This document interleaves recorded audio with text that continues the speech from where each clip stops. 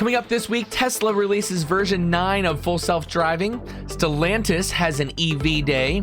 Mack is building electric garbage trucks, and more.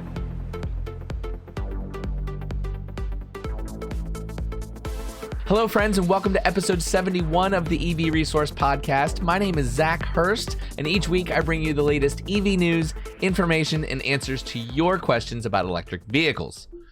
Kicking off this week is a story about ROC, the Race of Champions, or ROC. Last year, ROC announced it would head to the north in Sweden, near the Arctic Circle, to hold an event on snow and ice on the frozen Baltic Sea. On Tuesday, organizers confirmed that the event at Pitehavsbad, and I probably butchered that, it's a resort that would take place on the 5th and 6th of February next year and would be open to a limited number of spectators. Currently racing for the Apt Cupra XE in the Extreme E Series, Ekstrom will return to the event he won 3 times individually in 2006, 2007, and 2009.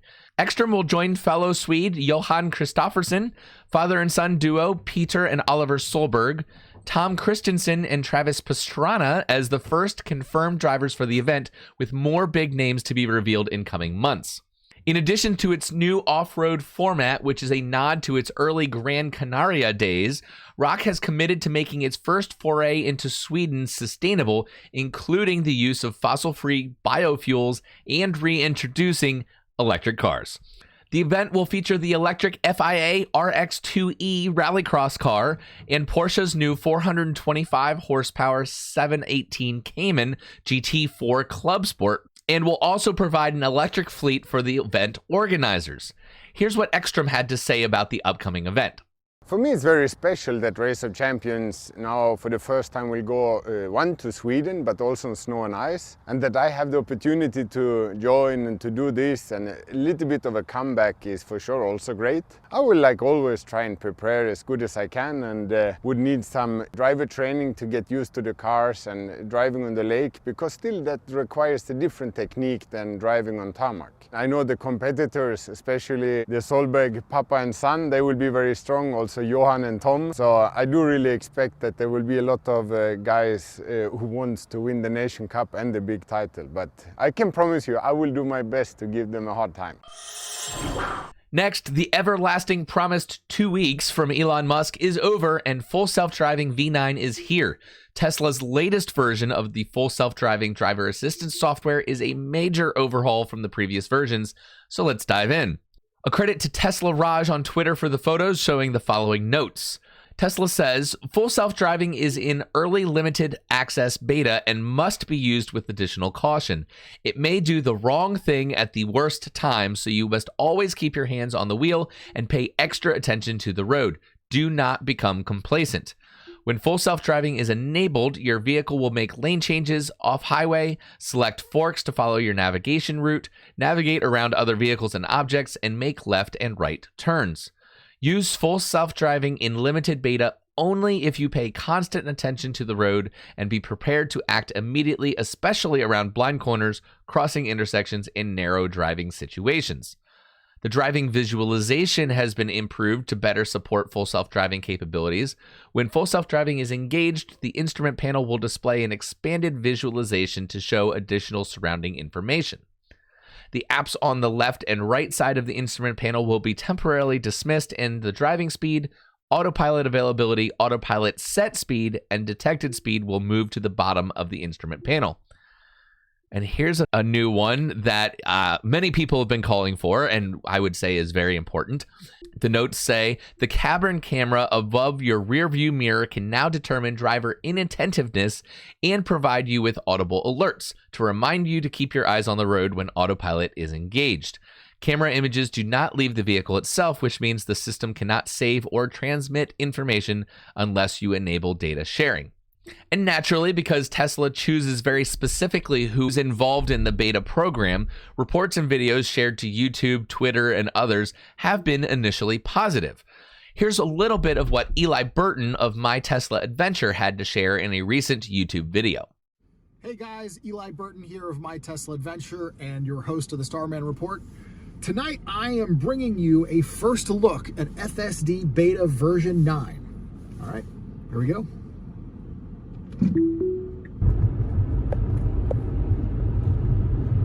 It's been smooth so far.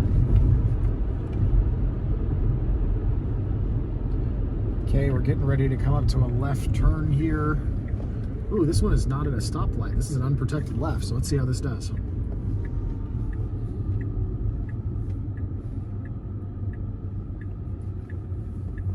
Hey, look at that. Dang, that was great. Here we go. This is right where I told it to stop. All right, I've got to say, my expectations were not overly high for this because Elon on Twitter kind of warned, he hedged saying, hey, just remember it's a beta in one of his tweets earlier this week. And I got to say, this exceeded my expectations. My initial experience here with this is it has definitely got some smoothness that is better than what they had in version 8.3. And I'm going to go do some tests now in some areas that I know that it used to fail and see how it does to validate it. But this definitely seems like an improvement for the last version, and I'm impressed. Great job, Elon. Great job, Team Tesla. You guys had to do quite a bit of work to remove the role of radar, and it seems like the performance is better off for it. So I think everybody who doubted is going to be very pleasantly surprised how well this Tesla-only vision works. Next, automaker Stellantis, the mega automaker formed by the partnership of FCA, which is Fiat Chrysler America, and Peugeot, announced some massive EV plans in a 2.5-hour presentation that they called Stellantis EV Day. Now, I won't go into all the details naturally because, well, first of all, this is not a 2.5-hour long podcast. But secondly, there was a lot that you could kind of gloss over. But I want to point out a few highlights that stood out to me. They plan on introducing 4 new EV platforms, each named Stella or STLA. The Stella Small platform for efficiency and small cars for city mobility, Stella Medium for premium vehicles, Stella Large for all-wheel drive and American muscle, and I'll come back to that one, and Stella Frame for their trucks and Ram brand. Stellantis says that they will be making their own batteries in-house and have been working on solid state technology, which if you're an automaker that won't be making your own batteries at this point, you probably won't be an automaker for long. That is a must in the coming future. But let's get back to that American muscle for a second. And you may be asking yourself, just as I did, how in the world will Dodge, which is a Stellantis brand that is defined by American muscle, a brand that introduced the most powerful screaming V8s and supercharger whine with rear-wheel drive burnouts, how will they make electric cars? And well, if you ask them, they won't. Now you're probably even more confused, and that's okay because I was too. They say they are not going to build electric cars, they're going to build battery electric muscle cars. Dodge will not sell electric cars. Dodge will sell American muscle. There. Aren't you happy I cleared that one up? And to me, it actually sounds like the marketing department is struggling to balance the brilliance and power of electric drivetrains, but then also convince their buyers to give up the addiction to fossil fuels without actually talking about it. Avoidance. And will it work? Well, I don't know. But let's see what you think about this teaser video that they put out showing a concept or potential concept electric vehicle doing a 4-wheel burnout and some of the things that they had to say about this shift that they're making. Hold on a minute.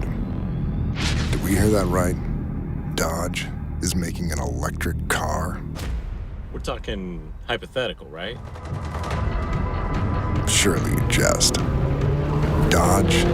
You mean the people who devised the legendary 426 Hemi and sunk it into a sublime missile? You mean the Dodge that created the Hellcat Red Eye and the most powerful muscle car in the world? Makers of the 840 horsepower wheel-standing Demon? Why on God's green earth would Dodge ever build an electric car? Anybody? Any thoughts out there? Hello?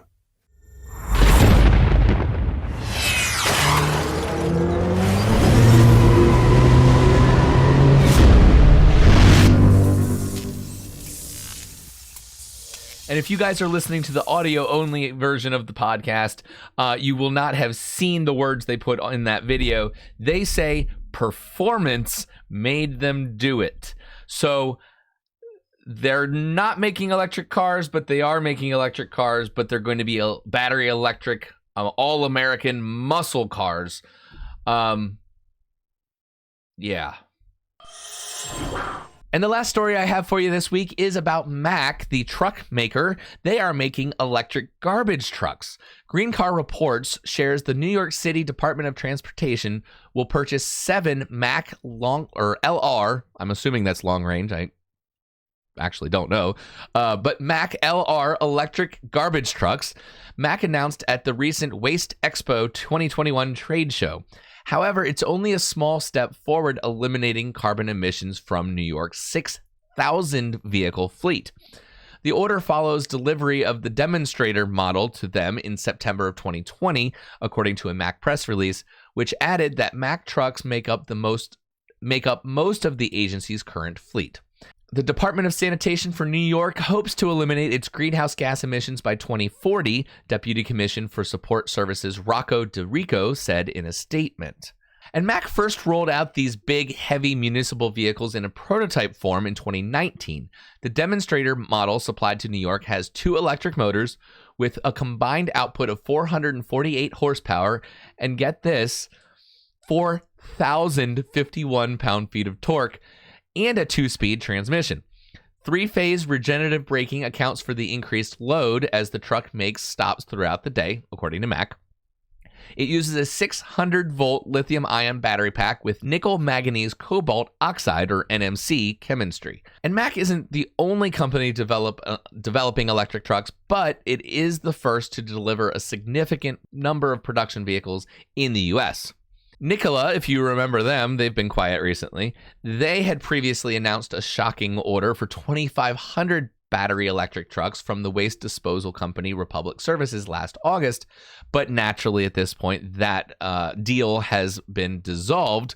But now Republic Services is testing the Mack electric truck, according to a report from industry trade journal FreightWaves. So this is one of the things that is, maybe it's not the most exciting segment of transportation to transition to electrification, but if you think about it, this could be a relief to people that don't want to be woken up by the loud garbage truck rumbling down their street in the early hours of the morning. I'm not one of them. I actually appreciate hearing the garbage truck because it reminds me to run outside quickly to put the trash cans out on the road before it actually gets to my house. But either way, this is a good move. So that's all I have for you in the news this week. So let's move on to our weekly Q&A. The weekly Q&A is brought to you by Charged Future EV Consultancy. If you or someone you know is interested in an EV or getting charging installed at a business, reach out to Daria and he'll help determine the best path forward. Mention that you heard about Charged Future here on this podcast for a 10% discount on any build services. The initial consultation is free, however, so head over to chargedfuture.com to get started. And last week's question, or last month's question really at this point, was what's the most fun you've had in an EV? And apparently nobody liked that one. I didn't really get any answers. So I suppose we'll just skip it instead of repeating it and move on to a new question. And that one is, what is the most important place for DC fast charging and how fast should they actually be? Is 150 kilowatts fast enough, or do we need faster than that even? And things to consider are people that cannot charge at home, they cannot charge at work, they can't charge overnight on level 2. So should DC fast chargers kind of integrate into society in a similar way that the gas station does, where you just go and you plug in, you refill maybe once or twice a week? Something to think about. So what is the most important place for DC fast charging and how fast should they actually be? That's the question. Submit your answers via email to hello@ev-resource.com or reply to the social media post that hopefully I'll get out today. Maybe. I've been bad on that. I admit it. But once it's there, feel free to reply and I will read them out on next week's podcast. So that's your show for this week. I did have a chance to get back out on track at Dominion Raceway. So if you're interested in seeing that video, it'll be up here for you. Or you can just search on YouTube the Spark EV hot lap. There's currently two videos, that is. And the first one, of course, is when I ran in the wet. But this time in the dry, I won't give it away, but the times were quite improved. So check that out. That's pretty much all I have for this week. So thank you so much for watching and listening. Please share this podcast with your friends or anybody interested in electric vehicles. As always, a big shout out to our Patreon executive producers, Rajiv Narayan and Greg Fuller. If you want to support my efforts with EV Resource, you can check us out there at patreon.com/EV Resource. I do invite your feedback for the podcast. Anything good, bad, ugly, otherwise, I don't care. Let me know what you think. Email me at hello@ev-resource.com for that. Or you can always leave a comment on the YouTube video. And don't forget to subscribe. That way you'll get all the future shows delivered to you automatically. If you want to listen to any of the previous podcast shows audio only, you can find them on our webpage under the podcast section and on many of the major podcast platforms. So thank you all for being with me, and I'll catch you next week.